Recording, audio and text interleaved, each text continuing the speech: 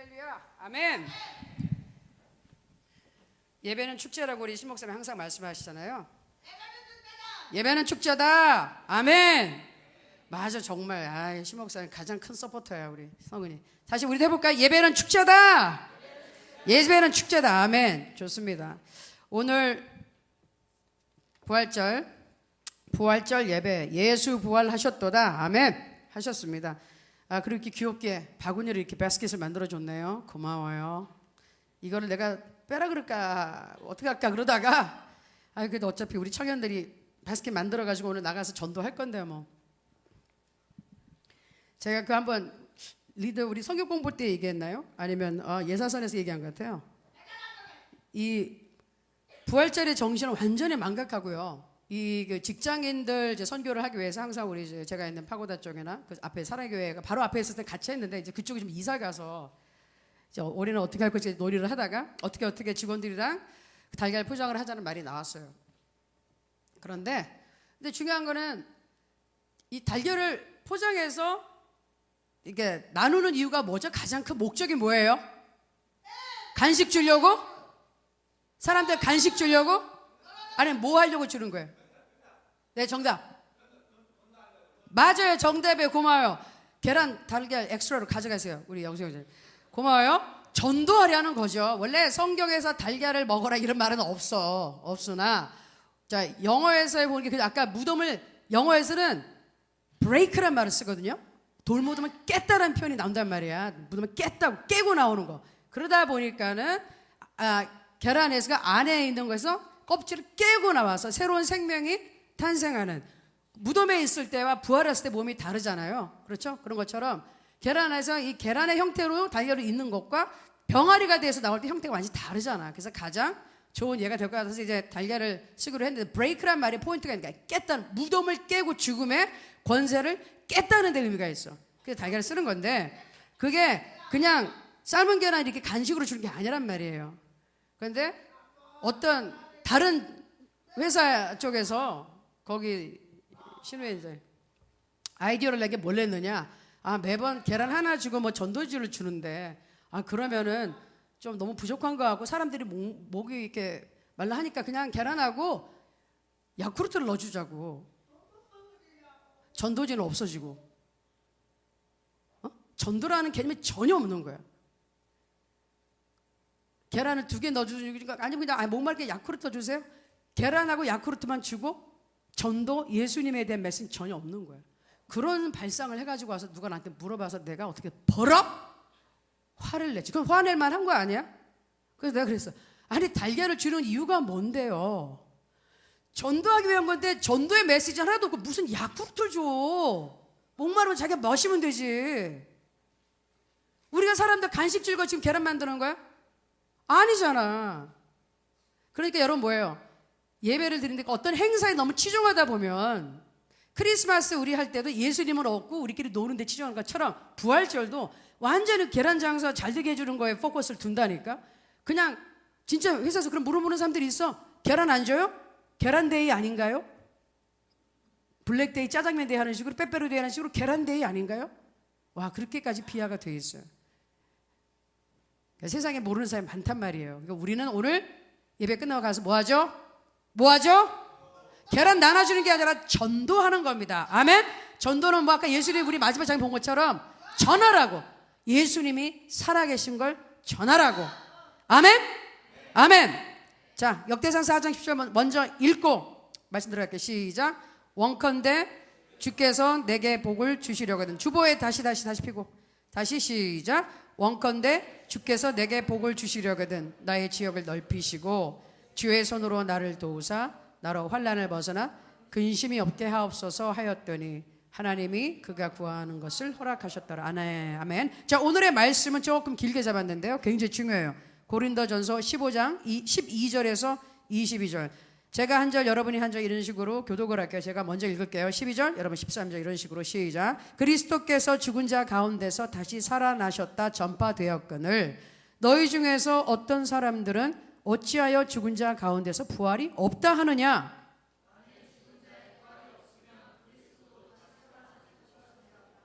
그리스도께서 만일 다시 살아나지 못하셨으면 우리가 전파하는 것도 헛것이요 또 너희의 믿음도 헛것이며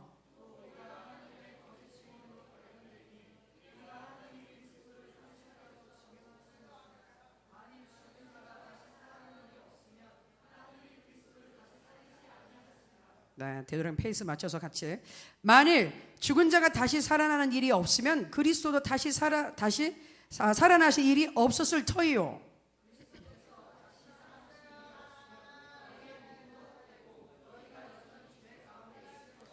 또한 그리스도 안에서 잠자는 자도 망하였으리니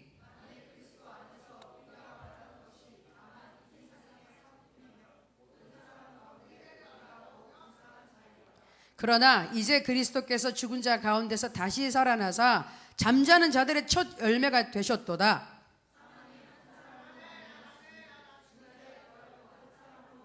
같이 읽겠습니다. 아담 안에서 모든 사람이 죽은 것 같이 그리스도 안에서 모든 사람이 삶을 얻으리라. 아멘. 아멘. 자, 오늘 말씀의 제목은 이거예요. 중간에 나온 성경 말씀을 조금 요약해서 어찌하여 부활이 없다 하느냐. 다시 한번 어찌하여 따라해 보세요. 어찌하여 부활이 없다 하느냐. 왜 부활이 없다는 거야? 왜 부활을 안 믿는 거냐? 그 포커스예요.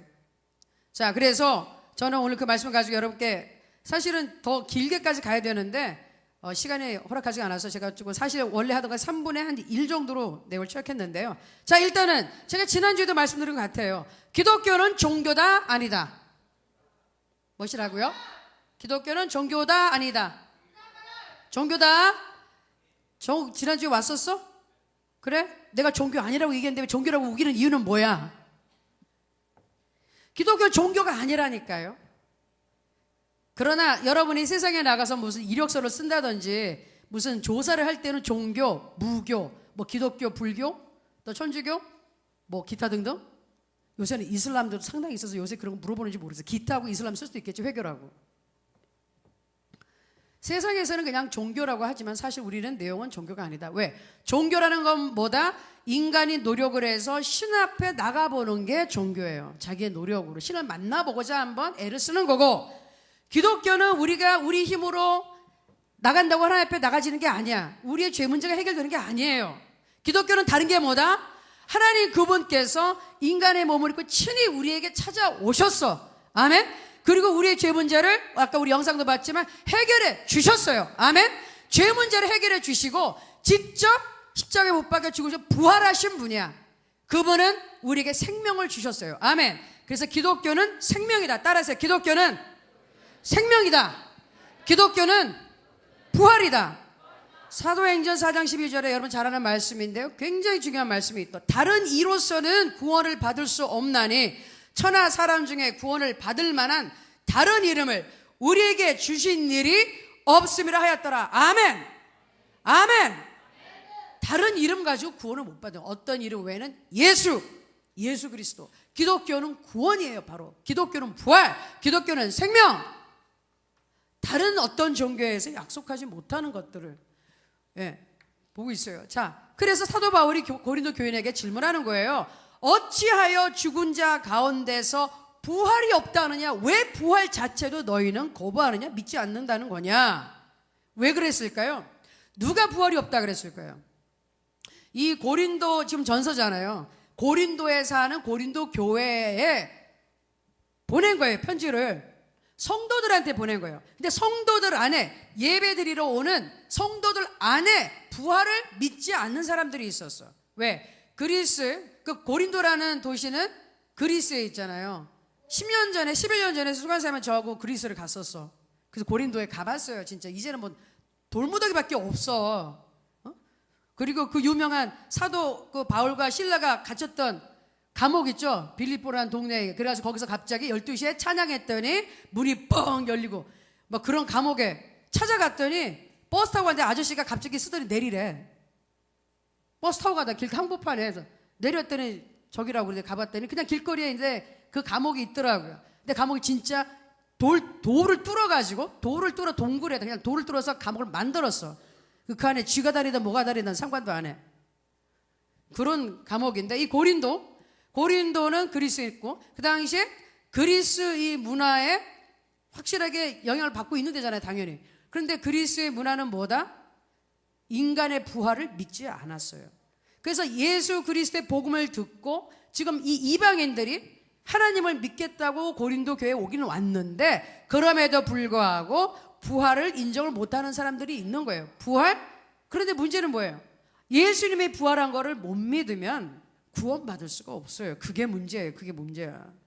그래서 저희도 심각하게 생각하는 게 이거죠. 지금 우리 시대에도 교회 다니는데요, 예수님의 부활을 안 믿는 사람 많아요. 부활이 또 안 믿어지는 사람들이 많아요, 교회 다녀도. 더 문제는 신학교 가보세요. 제 몇 군데 갔던 이상한 신학교는요, 교수들, 즉 목사님들인데, 목사님들이야, 예수님의 부활을 안 믿어요.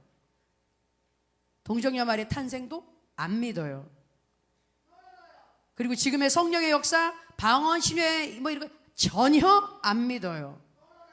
기적 안 믿어요. 그런 거 다 끝났다고 얘기해요. 네, 그런 강의를 듣다가 내가 속이 뒤집어져서 그만뒀어.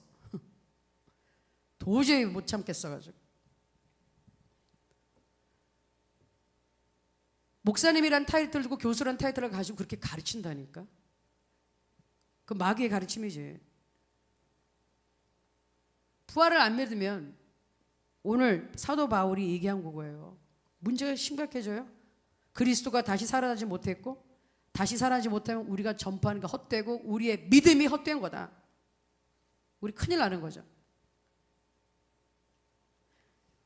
자, 그런데 누가 부활하신 예수를 믿을 수 있나 하면 부활하신 예수님이 보내주신 성령을 받은 사람은 예수님이 부활하신 것을 믿고 하나님이 살아계심을 믿을 수가 있어요. 아멘? 왜 대답이 여기밖에 안 나와? 아멘? 그거 아직 무슨 말인지 모른다 그러면 간단해. 아직 성령 받지 못한 거고요. 구원을 안 받았고 성령으로 거듭나지 못하고 성령 충만을 받지도 못했고 그런 상태야. 누가 그런 거 아직 전혀 모르겠다 그러면은, 그럼 그분은 뭐 해야 돼요? 예수님을 구주로 나의 주인으로 모셔드리고 그 다음에 성령으로 거듭나고 성령 충만을 받고 하나님과 교제하기 시작하면 성령이 들어오는 순간 예수님이 살아계심을 알아. 왜? 성경이 그렇게 말씀했거든요. 요한복음 14장 7절 28절에 보니까 이렇게 말씀하셨어요. 그러나 내가 너에게 실상을 말하노니 내가 떠나가는 것이 너에게 유익이라.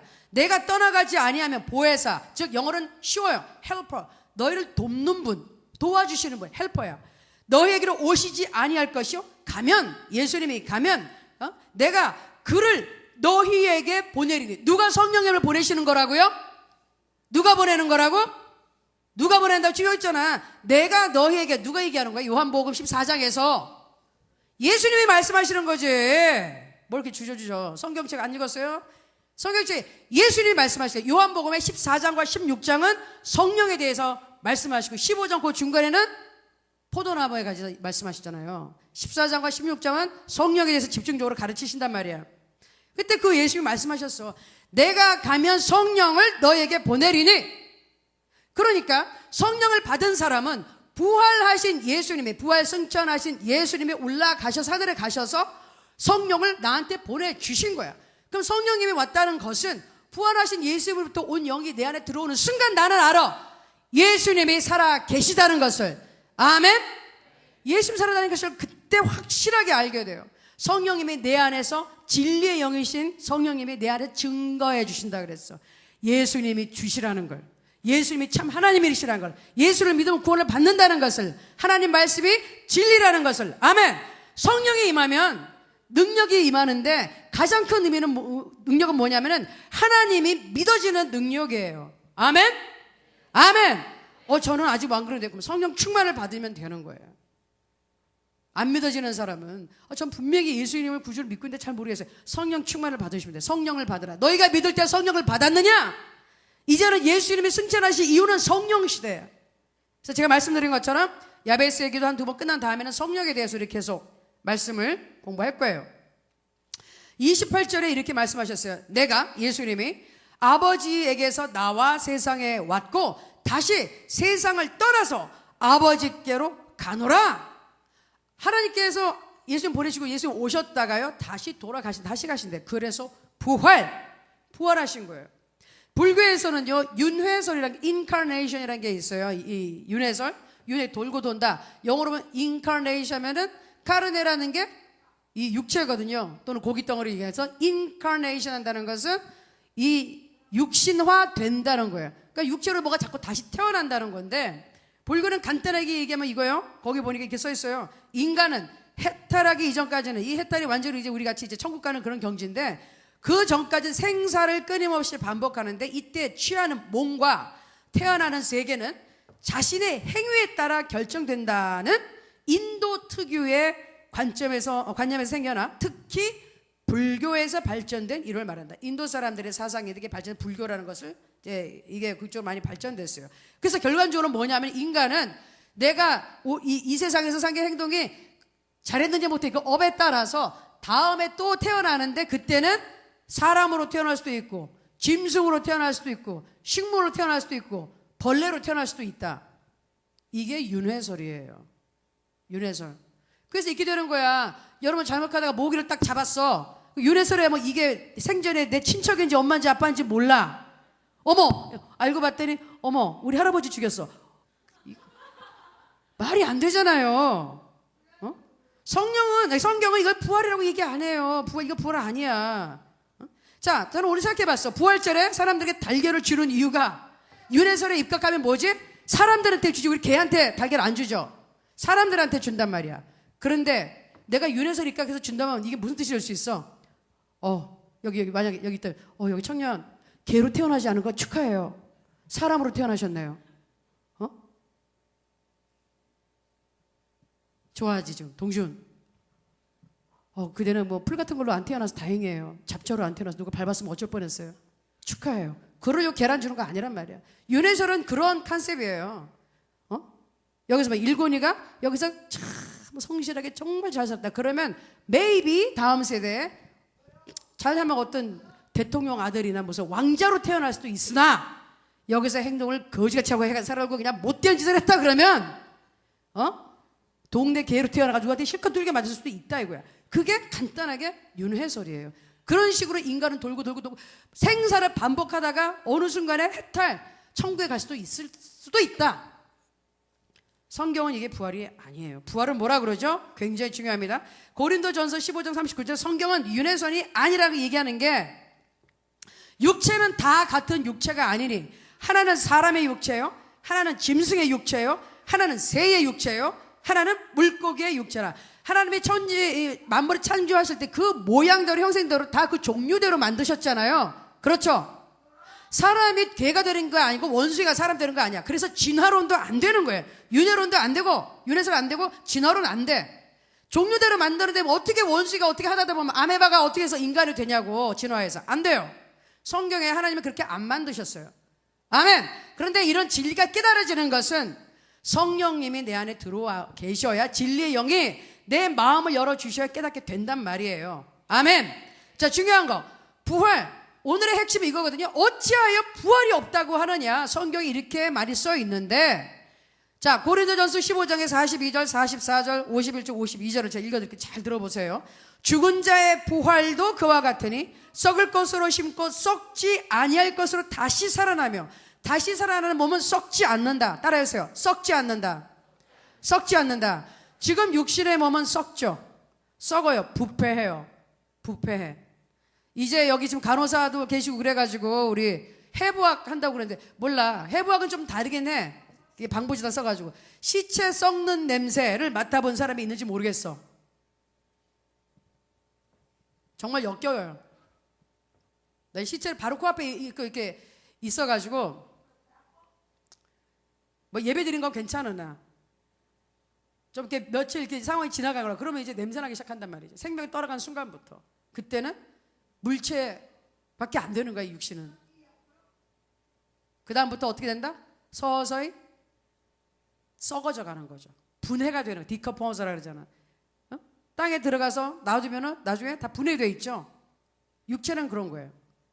영과 혼이 사는 집인데, 다시 부활하면은 이 몸은 썩지 않는다. 자, 그 다음에 두 번째는 육의 몸으로 심고 신령한 몸으로 다시 살아나니 육의 몸이 있은즉 또 영의 몸도 있다. 육신의 몸도 있지만 우리가 앞으로 부활해서 가지고 있는 몸은 좀 달라요. 신령한 몸. 영에 속한, 하나님에 속한 영적인 몸이 된다. 51절에 보니까 보라 내가 너희에게 비밀을 말하노니 우리가 다 잠잘 것이 아니요. 자 보세요. 이 세상에서 하나님을 믿지 않는 예수 그리스도로 말미암아 구원받지 않은 사람은 죽음은 끝이에요. 죽음은 죽음이야. 그러나 성경에서는 다 잔다고 표현했어요. 자 지금 졸고 있는 사람 깨워. 지금 빨리 깨워. 혹시 잔다고 표현해. 왜 잔다 그럴까요? 자면 어떻게 해야 돼요? 일어나야죠. 아멘? 일어나야지. 일어난다고 다시 깨어난다고. 아무리 자도. 나사로가 죽었어도 나사로가 잔다? 깨우러 가자 그러셨잖아. 아멘? 여기서 똑같은 말씀. 다 잠잘 것이 아니요 마지막 나팔의 순식간에 호련이 다 변화되리니. 자, 몇 가지 지금 여러분 이거 구체적으로 보는 거예요. 부활했을 때 우리가 어떤 상태에 있는지, 이런데도 부활이 없다고 하느냐 그 말이에요. 지금 사도 바울이 쭉 얘기하는 말은 썩지 않는다, 신령한 몸이 된다, 영의 몸이다, 잠자는 게 아니라 잠자다 깨어난다, 변화된다. 우리의 몸은 변화됩니다. 나팔 소리가 나면 죽은 자들이 썩지 아니할 것을 다시 살아나고, 아까 예수님 말씀, 우리 분명히 전에 죽었던 사람들인데 다시 살아나. 그리고 그 몸은 썩지 않아. 우리도 변화되리라.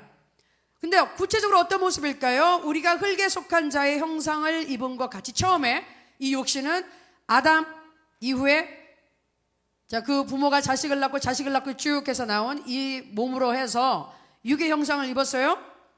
흙으로 만들어졌어요. 그러는 것처럼 하늘에 속하니가 누구죠? 하나님, 예수 그리스도, 그분의 형상을 입게 된다. 그래서 결국 어떻게 되느냐? 우리 아까 영상에서 본 것처럼 예수님이 돌아가기 전에는 온 육체가 다 피로 물들어 있었어요. 다 찢어졌어요. 사실 여러분이 잘 아는 Passion of Christ라는 영화를 멜 깁슨이 만든 영화가 더 리얼하고 잘 만들어진 거예요. 그 부분만큼은.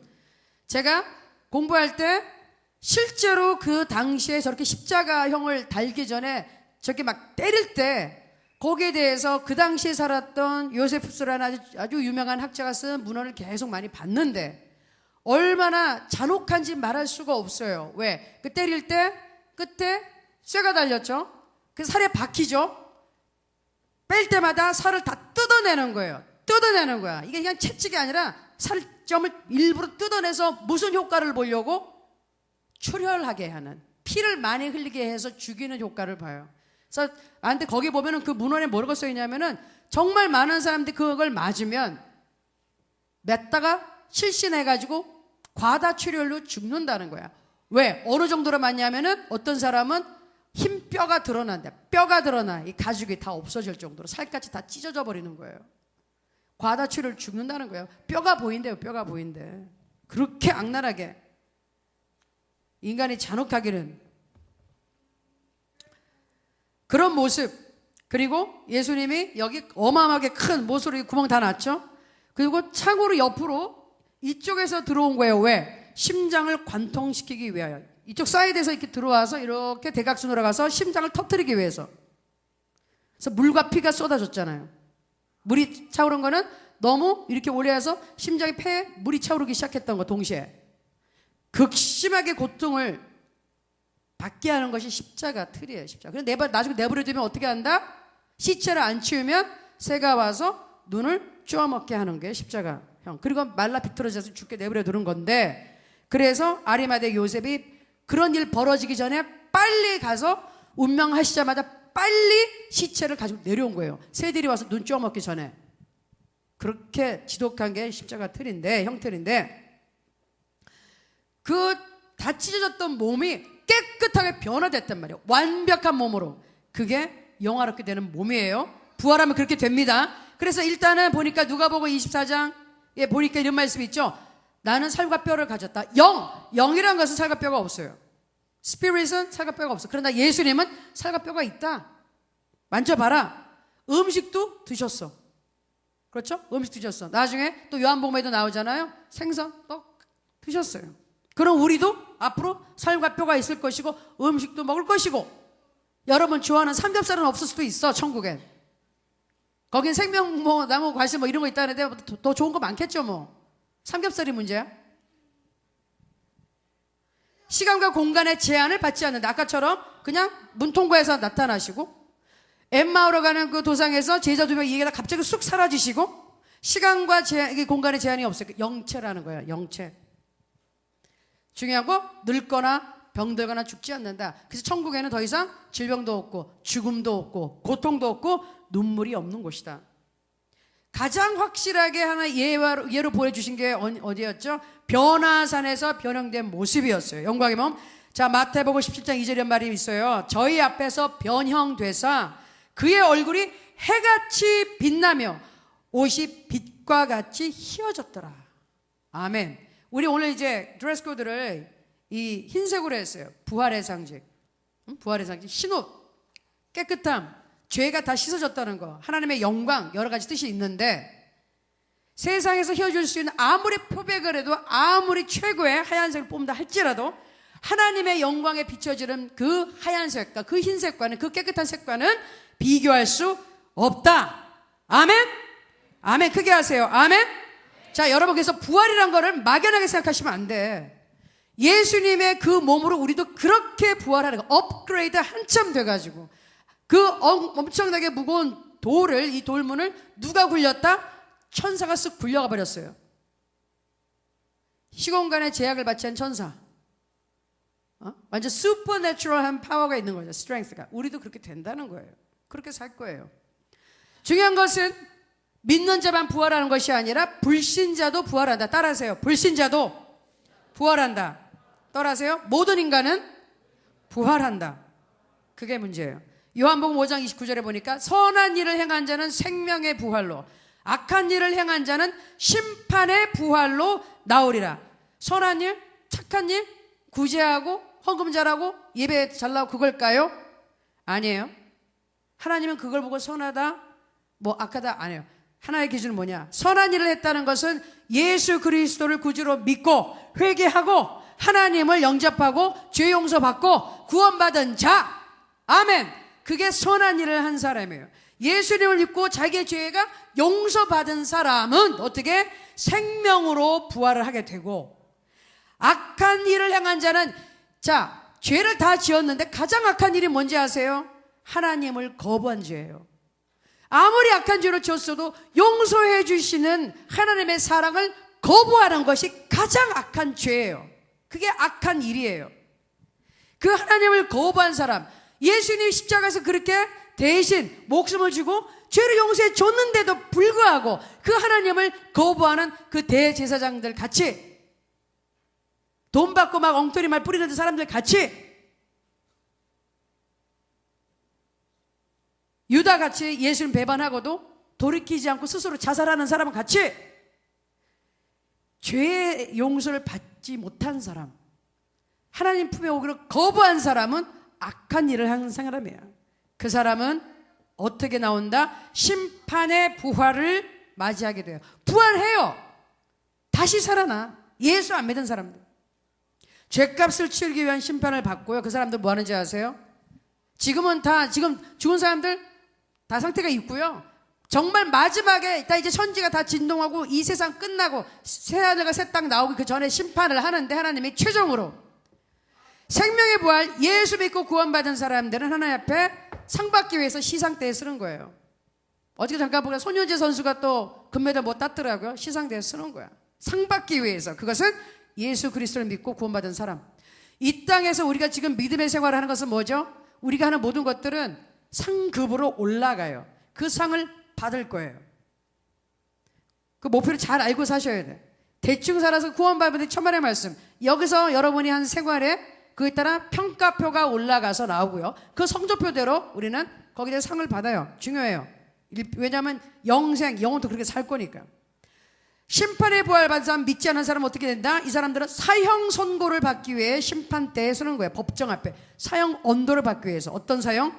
영원한 죽음, 지옥형, 불못, 거기서 말할 수 없는 고통, 절대로 두 번 다시 거기서 도망치지도 못하고 고통이 멈추지도 않고 회개할 수도 없고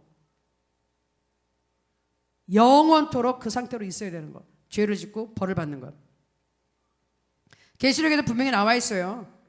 또 내가 보니 죽은 자들이 큰 자나 작은 자나 그 보좌 앞에 서 있는데 책들이 펴 있고 책이 있어 하나. 또 다른 책이 펴져 있으니 책이 두 종류예요. 그 책은 뭐다? 곧 생명책이라. 죽은 자들이 자기 행위를 따라 책들의 기록대로 심판을 받으니 하나는 심판을 받고 하나는 생명의 이름이, 생명 구원받은 사람 이름이 따로 있는 생명책이에요. 생명책. 이쪽은 심판의 책이에요. 일생일대 동안 모든 행동과 생각과 이런 것들이 그대로 기록이 돼서 다 거기에 따라서 다 조목조목 따져서 심판을 받는다.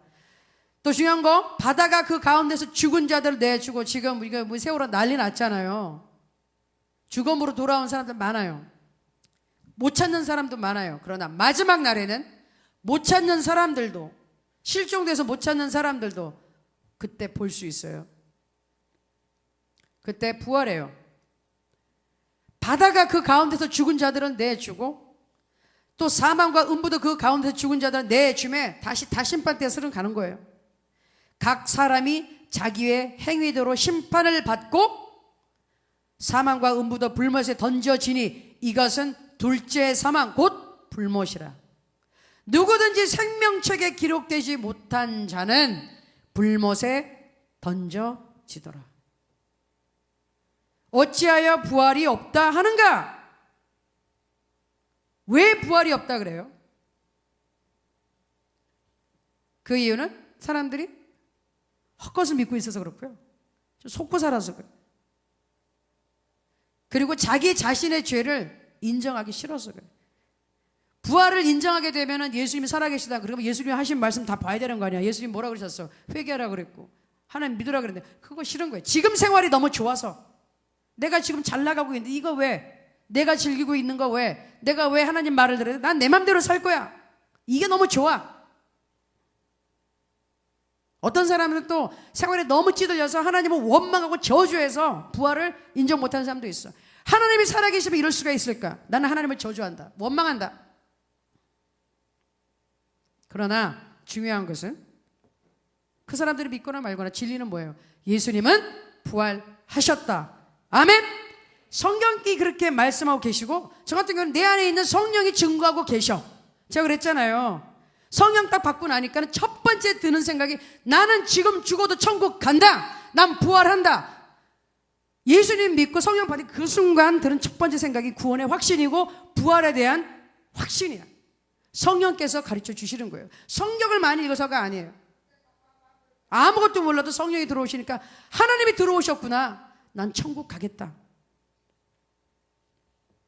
여러분 기억하세요. 이 세상에 보이는 세상이 다가 아니에요. 여기는 진짜 잠시 잠깐 있다 이제 우리 곧바로 올라가요. 세월호를 보면서 우리가 준비해야 되는 것은 뭘까요?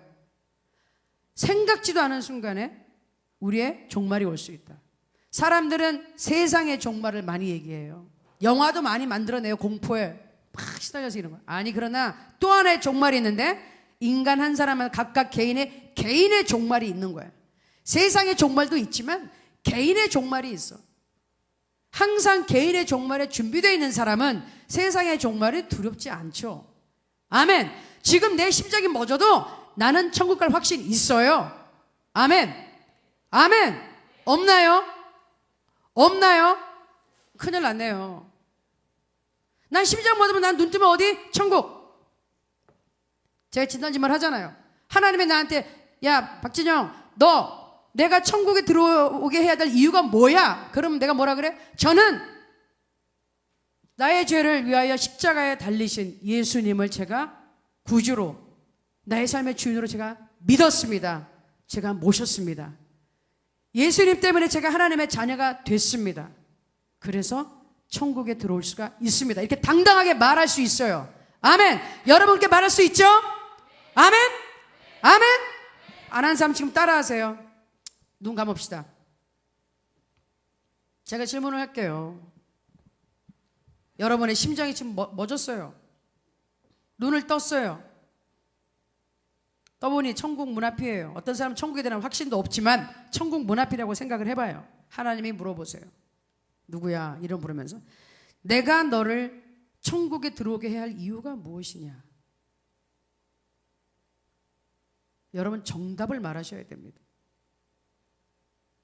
정답은 내 죄를 용서하시기 위하여 십자가에 달리신 그리고 부활하신 예수님을 저는 믿었습니다. 그분이 나의 죄를 용서해 주신 것을 저는 믿습니다. 예수님이 죽고 부활하신 것을 믿나이다. 이렇게 대답하셔야 됩니다. 그리고 이 사실을 여러분은 믿으셔야 합니다. 우리는 반드시 부활합니다. 이 세상에 다가 아니에요. 가장 기본이 되는 복음의 기도 우리 따라할게요. 하나님, 큰 소리로 하나님, 저는 죄인임을 인정합니다. 생각으로, 말로, 행동으로 많은 죄를 지었습니다. 이 죄를 회개합니다. 예수님의 보혈로 저를 씻어 주시옵소서. 예수님께서 십자가에 달리셔서 저의 죄를 다 용서해 주신 것을 믿습니다. 예수님이 저 때문에 대신 죽으시고 부활하신 것을 믿습니다. 예수님을 저의 구주로, 제 삶의 주인으로 모셔드립니다. 저는 하나님의 자녀가 되었습니다. 예수님의 이름을 믿습니다. 예수님은 나의 구주이십니다. 예수님은 나의 주님이십니다. 하나님은 나의 아버지이십니다. 성령 하나님은 나의 도와주시는 분입니다.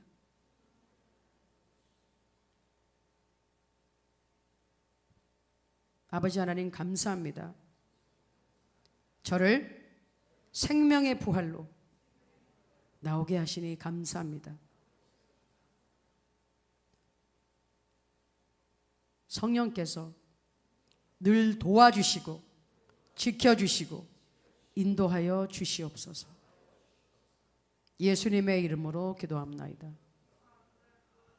아멘. 우리 찬양팀 올라오시고요. 잠깐 우리 다시 한번 기도 한번 할게요. 지금은 이 확신을 가지고 이제 전도 우리 갈 거니까요. 여러분 그냥 달걀 나눠주는 게 아니에요. 우리가 기도하고 나가서 우리가 하는 이것이 어떤 사람에게는 반드시 큰 영향을 줄 거예요. 그 사람이 하나님 앞으로 돌아온다면 여러분한테 큰 상급이 있는 겁니다. 하나님 원하시는 것이기 때문에. 아멘. 우리가 기도합니다. 하나님, 저희가 전도하러 이렇게 계란 들고 나가는데요. 달걀 들고 사람들한테 먹으라고 뭐 그러려고 한 게 아니라 예수님께서 무덤을 깨시고 죽음에서 일어나셨다는 거 증거하러 갑니다. 저희에게 강하고 담대한 마음을 주시고 지나가는 사람들의 마음 문을 열어주셔서 그 사람들이 거부하지 않고 예수님을 만나게 도와주세요. 주여 일창호 기도하겠습니다.